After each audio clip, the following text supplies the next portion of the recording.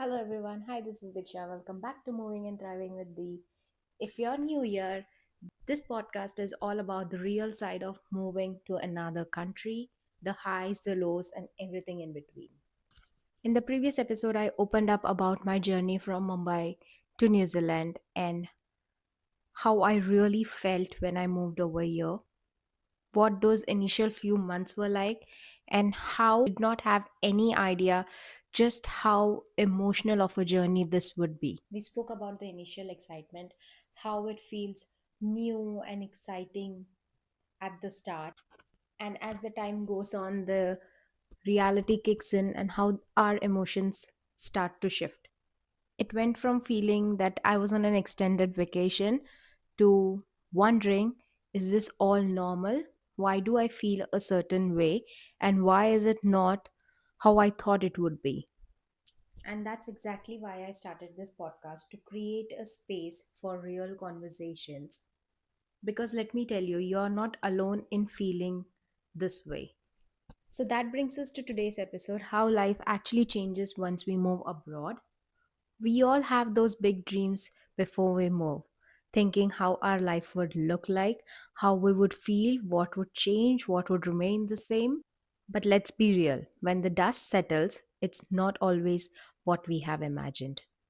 Today, I want to dive into those changes, what I didn't see coming, what surprised me, and how do you adapt to this new life.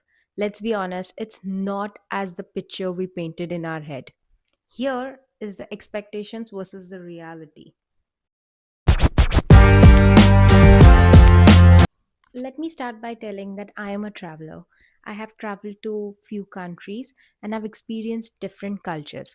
So in my mind I was thinking, how different can this be? Adjusting to a new country would not be difficult for me. I figured that I would adapt quickly. What's the big deal? I'm good with people. English to aata hi hai. I know English. So how difficult it would be? The remaining I would learn as I go along. In my head, life abroad was like movies. Lot of freedom, do whatever you do, get up whenever you want, cook, eat, enjoy your life, explore your surroundings, etc. No rules, no restrictions, just living the best life. I will have this carefree, adventurous life with my husband. No questions asked, no time limit. I don't have to tell my parents when I'm going to be home. It's just both of us, and we'll have a great time. Sounds like a dream, right? But let me tell you, that was the only picture I had in my head. That was not the reality, at least not for me. And when the reality hit, the novelty of freedom faded. I found myself doing the daily chores like cooking, cleaning, and all the other stuff. Not that I mind doing the daily chores, I knew I had to do it, but this adjustment was real. Especially for a person, someone like me. For me, it is like very different. I'm a very extrovert person, like I told you guys. I'm always surrounded by people, energy, conversations, social connection. At first, I didn't had that. So I thought, okay, it's fine. I'll have some alone time. I have been craving for this for so many years.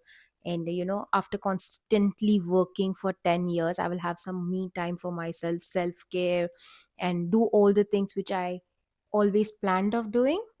But after a while, the feeling of being alone started to hit so hard. I started with mindfulness, long walks, hiking. I'm not saying it did not help, it helped me, but I did not reach a point where I could feel myself. Like the loneliness was still there, it did not vanish in this solo adventure or a scenic trip, it did not go. Here are the few things which I expected, but the reality was very different. One was communication. I thought it is not going to be very difficult or very hard. It was not, let me tell you, it was not, but people have a lot of accent and they use a lot of slang. So for us, it takes a little more time to adjust. That's one. The second is the shopping experience. I thought because we are in a foreign country, an advanced country, it would be more of an online shopping like we used to have back in India. Swiggy, Blinkit, Zomato, all those apps which we had back home, which would deliver things to us at our footsteps within minutes, within seconds. That is not how it is like over here. We have something known as milk run, but we don't have a lot of options or a lot of products on it. It's a very limited option, and the delivery fee is very high. So this was like a whole new world which I had to figure out on my own, how to buy things if we have to make an online purchase, how to make a payment, and a lot of other things. I cannot tell you how much I'm missing Zepto and Blinkit at this moment. I'm telling you, if someone opens a business like Swiggy, Blinkit, Zomato, Zepto, something like that, it's going to be like a huge hit. And also, if autos, that is something which I miss a lot as well. I am not going to fight with any auto walas while I'm back in Mumbai again. If they just say no, I'm just going to smile at them because I know the importance of autos today. I cannot tell you how important auto was and how lightly I took all those things. It was a luxury staying back in India. The next expectations which I had was moving to another country or a foreign country. The nightlife is going to be massive. It's be fun, all nighters, etc. But the reality is very different. The malls over here close down by 5:36. There are days, a day or two in a week, where they are open for extended hours, which would be only till 9, and it would be just a day or two, and it will not be weekends, it would be weekdays. So that came like a shocker to me. I was like, what? Why would the mall shut down so early? Why would things just close down by 5 or 6? And then I was introduced to the term work life balance. We know that, obviously, we obviously know what is work life balance. It's just that we do not follow it a lot back home. But over here, work life balance is a serious thing. Everything has work life balance, even malls, even hotels, everything, everyone.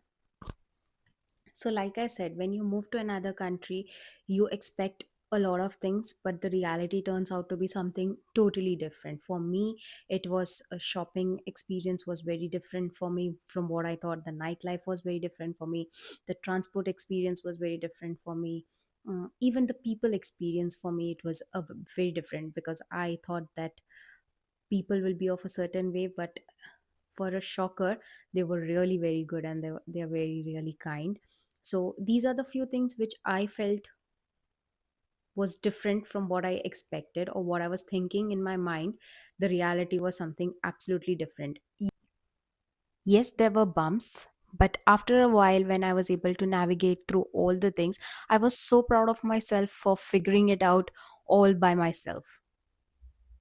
Taking those first steps out of your comfort zone and succeeding in it, even if it's the smallest thing, like figuring out the apps, figuring out transports, looking out for groceries, finding something new, everything feels like an achievement. The loneliness factor. Now let's talk about the most difficult part, the loneliness, which we never expected we would have, but then it's the fact. I recently saw a reel on Instagram where a lady, she talks about moving to abroad with her husband on a dependent visa, and how it was so difficult for her to get things done, and why she thought it was very easy for her husband to figure out, because when they come as a student in the uni, uh, it's easy for them because you meet like-minded people, and when you're in uni, you're in a very young age, so you have an opportunity to meet and greet a lot of people, and you make friends while you're studying. But when you move on a dependent visa with your husband, you are only exposed to the circle your husband have. Those friends would of course be your friends, and they would definitely be kind people who you can trust, but it would be difficult for you to make friends. And that was so true. I could relate to her so badly because I initially when I moved over here, I was only exposed to my husband's friends. They are very good people, they are very kind people. I really love all of them. They are like an extended family over here. But I did not have a choice of choosing my own friend. You know how we can pick our own friends? You don't have that liberty. Sure, you would make friends once you start working, once you step out.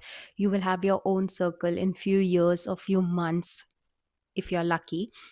But until then, the loneliness really hits very hard. Or I had my husband with me, but I still felt a little disconnected. I had my friends and family just a call away.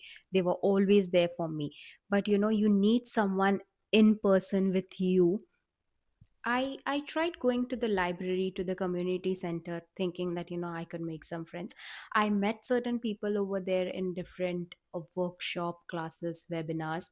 uh, I went to the library. I got myself a library card. That was my first library card in my entire life. So I was very happy and I was very proud of myself to get one. It was very easy to get it though. It was a very small win, but it meant something for me because I was stepping out of my comfort zone and I was happy that day. Moral of the story, I did not make any friend in library. I am not going to sugarcoat things. There were days when I really felt that I need to pack my bags and go back home. This is not how I can spend my life. I was failing in adjusting to the surroundings, and I used to really think to myself, is this all really worth it? But here's the thing, even though it was hard, even though it was difficult, I still pushed through. I knew deep down I could do it. And if I go back, it would be more difficult, more hard to start over fresh.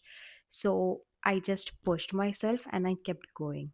What I started doing and what you can do is build a routine to yourself, start doing things. I followed a lot of mindfulness, and which used to keep me distracted, but at the same point of time engaged and involved in certain activities, certain things which I was picking up for myself. I started getting involved in things which made me feel more connected, picked up some hobbies to myself, even if it was just getting out of the house, which would distract me for, say, few minutes or few hours. I used to just go and do it. Despite all the challenges, I would be the first one to tell you that I have seen myself grow in ways I did not expect.